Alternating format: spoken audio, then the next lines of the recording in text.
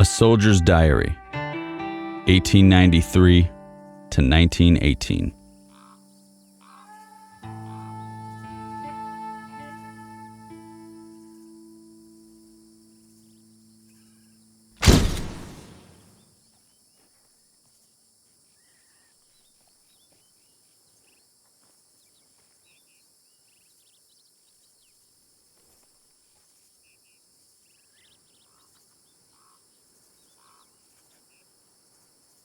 Skin a Rattler.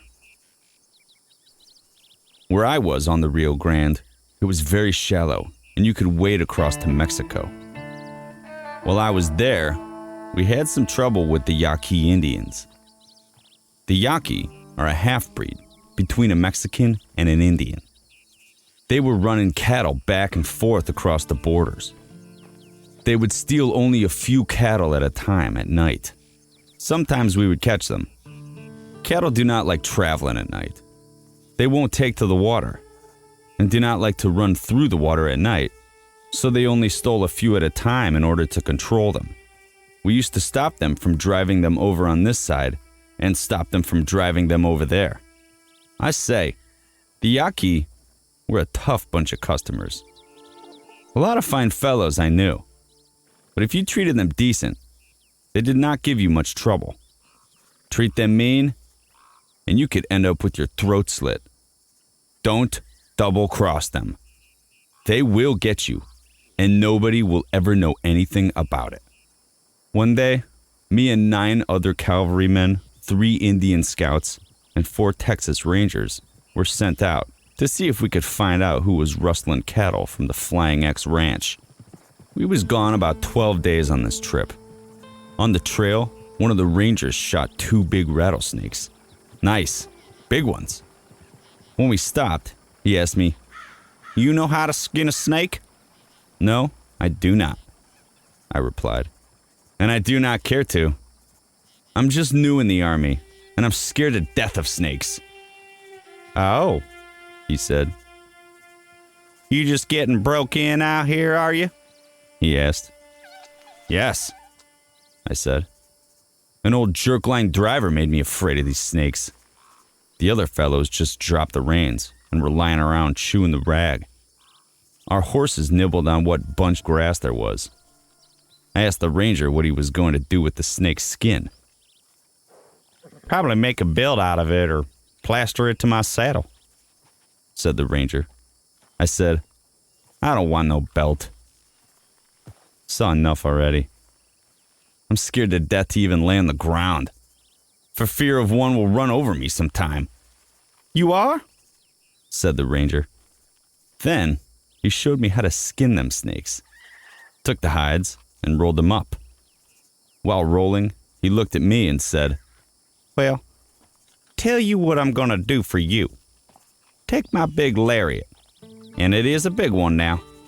I'm going to give it to you, so when you go out like this, you won't have to be afraid of any snakes running over you. When you go to sleep tonight, circle the lariat around the area you'll be sleeping in. Then you won't have any trouble with snakes, or anything like a snake. A snake will not cross a hair rope." I found out later, this is what all the old-timers and cowmen do out here. Soon, we were off again, looking for rustlers. One of the soldiers told the ranger he had found a freshly dug hole. We dug down and found parts of a dead steer and pulled it out. One of the rangers said, "This is the work of Indians."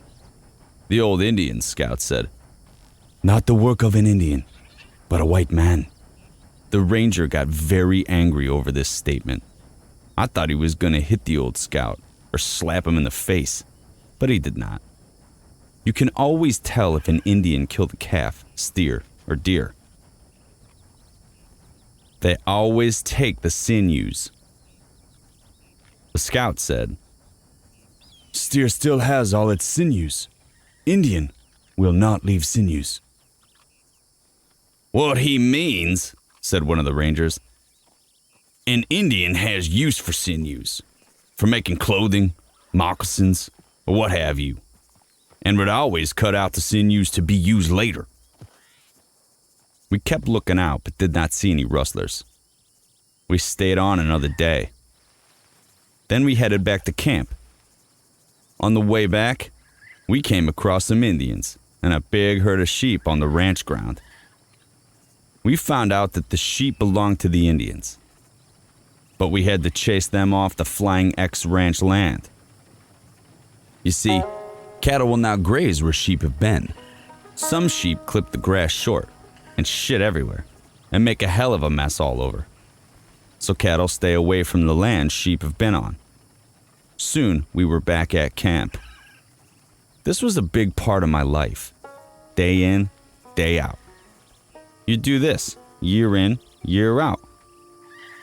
But it is a good, healthy life, going out looking for cattle rustlers or guarding the border.